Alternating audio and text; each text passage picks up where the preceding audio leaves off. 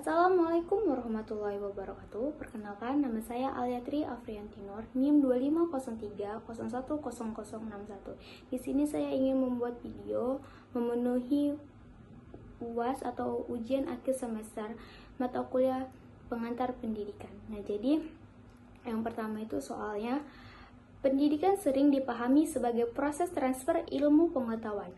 Analisislah secara kritis pandangan tersebut dengan membandingkannya dengan konsep pendidikan sebagai proses pembentukan manusia seutuhnya. Dalam jawaban Anda, jelaskan implikasi kedua pandangan tersebut terhadap praktik pendidikan di sekolah. Jawabannya, pendidikan sering dianggap sebagai transfer ilmu pengetahuan, melihat sekolah sebagai tempat menyampaikan materi dari guru ke siswa. Pandangan ini bikin sekolah fokus ke hafalan, latihan soal, dan nilai ujian. Guru lebih banyak menjelaskan, siswanya cuma duduk dan dengerin. Dampaknya, siswa mungkin pintar secara teori, tapi sikap dan karakternya tidak terbentuk. Berbeda dengan pendidikan sebagai pembentukan manusia seutuhnya. Pendidikan itu seharusnya membentuk manusia secara utuh. Bukan cuma bikin pintar, tapi juga mengajari sikap, karakter, dan cara hidup bareng orang lain. Di sekolah, guru tidak cuma mengajar, tetapi juga membimbing dan menjadi contoh. Proses belajarnya lebih aktif dan penilaiannya tidak cuma dari angka, tapi juga dari sikap sehari-hari.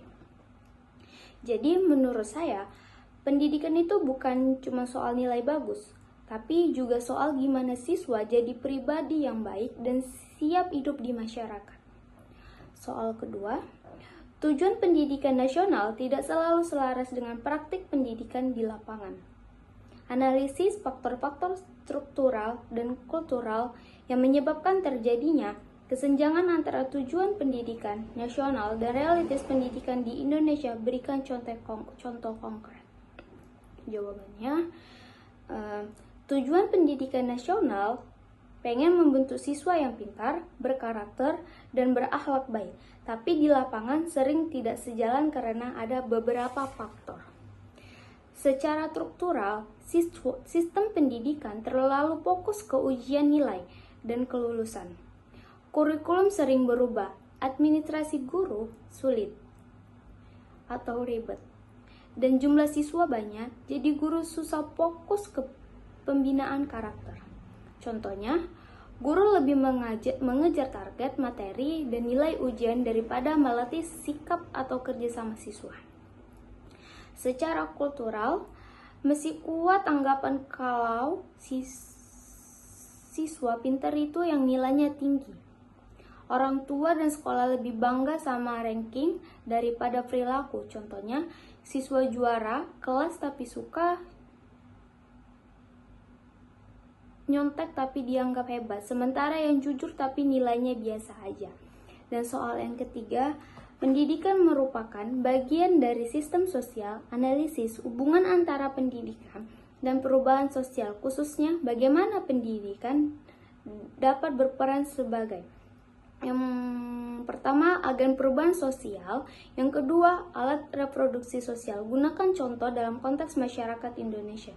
Jawabannya, pendidikan itu bagian dari kehidupan sosial, jadi jelas punya hubungan erat sama perubahan sosial di masyarakat. Yang pertama, sebagai agen perubahan sosial, pendidikan bisa mengubah cara berpikir dan sikap masyarakat.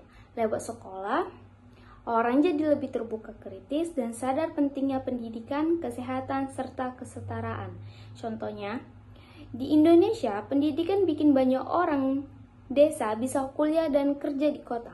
Lalu cara pandangannya ikut berubah. Misalnya lebih peduli sama pendidikan anak dan tidak gampang percaya hoaks. Dan yang kedua, tapi pendidikan juga bisa jadi alat reproduksi sosial. Artinya, justru mengulang kondisi sosial yang sudah. Contohnya, anak dari keluarga mampu biasanya sekolah di tempat bagus dengan fasilitas lengkap, sementara anak dari keluarga yang mampu sekolahnya terbatas.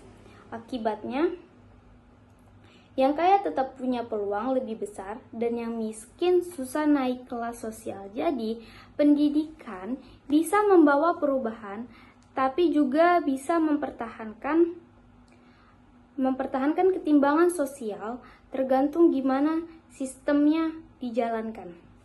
Dan soal yang keempat, menurut para ahli, lingkungan pendidikan terdiri dari keluarga, sekolah, dan masyarakat. Analisis peran masing-masing lingkungan pendidikan tersebut dalam membentuk karakter peserta didik, serta jelaskan apa yang terjadi apabila salah satu lingkungan tidak berfungsi secara optimal.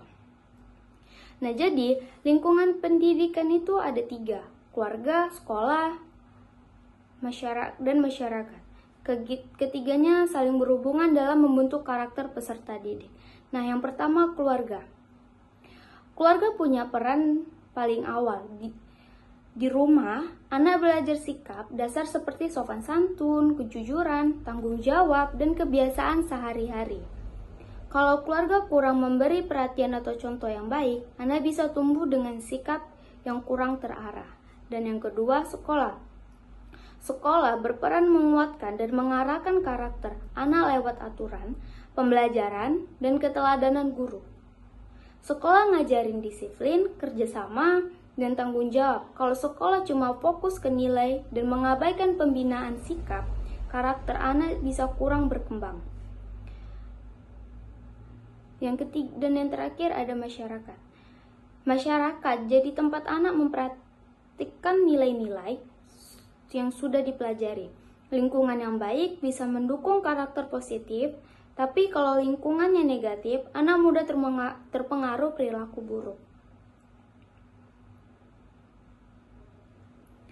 Kalau salah satu lingkungan terdiri tidak berfungsi dengan baik, pembentukan karakter jadi timpang. Misalnya, keluarga sudah baik tapi lingkungan masyarakat buruk, anak tetap bisa terpengaruh hal negatif. Jadi ketiganya harus jalan bareng supaya karakter peserta didik terbentuk dengan baik. Dan yang soal kelima, kurikulum sering kali mengalami perubahan seiring pergantian kebijakan pemerintah. Analisis dampak perubahan kurikulum yang terlalu sering terhadap. Yang pertama, guru. Yang kedua, peserta didik.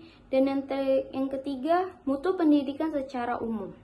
Nah, jadi perubahan kurikulum yang terlalu sering punya dampak ke banyak pihak. Yang pertama, guru. Buat guru, perubahan kurikulum bikin mereka harus terus menyesuaikan diri. Guru jadi sibuk belajar aturan baru, nyusun ulang RPP, dan ngurus administrasi. Akhirnya waktu buat fokus ngajar dan ngebina siswa jadi berkurang. Yang kedua, buat peserta didik. Buat peserta didik, kurikulum yang sering ganti bisa bikin bingung. Cara belajar, sistem penilaian, dan tuntutan tugas berubah-ubah, jadi siswa susah beradaptasi. Dampaknya proses belajar jadi kurang maksimal. Dan yang ketiga, secara mutu pendidikan. Nah, jadi secara mutu pendidikan, perubahan yang terlalu sering bikin sistem pendidikan tidak stabil. Program yang belum sempat dievaluasi sudah keburu diganti. Jadi hasilnya tidak kelihatan jelas. Akhirnya kualitas pendidikan susah meningkat secara konsisten. Baik, sekian dari saya. Terima kasih. Wassalamualaikum.